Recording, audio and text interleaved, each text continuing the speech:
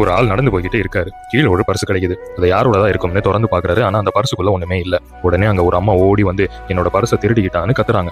எல்லாரும் ஓடி வராங்க. கையும் களவுமா மாட்டிக்கிறாரு அந்த ஆளு.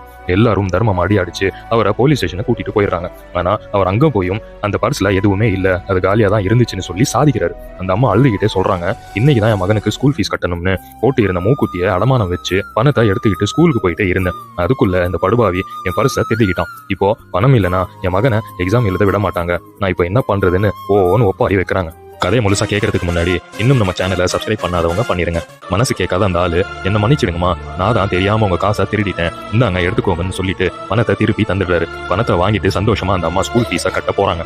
பணத்தை எண்ணி பார்த்துட்டு கட்டும்போது தான் தெரிய வருது, வச்சிருந்த பணத்தை விட அதிகமாவே பணம் இருக்கு.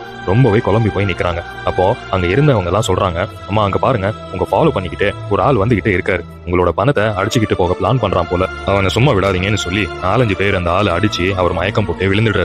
கடைசியா அந்த ஆள் வேற யாரும் இல்ல, போலீஸ் ஸ்டேஷன்ல விட பார்த்த அதே ஆசாமி தான். மயக்கம் தெளிஞ்சவர் சொல்றாரு, நான் உங்க பணத்தை எடுக்கல, நீங்க உங்க பிள்ளைக்கு ஸ்கூல் ஃபீஸ் கட்டணும்னு சொன்னதுனால நான் எடுத்துக்கிட்டு வந்த என் முழு சேலரியை அப்படியே கொடுத்துட்டேன். இப்போ கூட திரும்பவும் உங்களை யாரும் ஏமாத்தி உங்க பர்ஸை அடிச்சுட்டு போயிடக்கூடாதுன்னு தான் உங்க பாதுகாப்புக்காக உங்க பின்னாடியே ஃபாலோ பண்ணிக்கிட்டு வந்தேன்னு சொல்றாரு.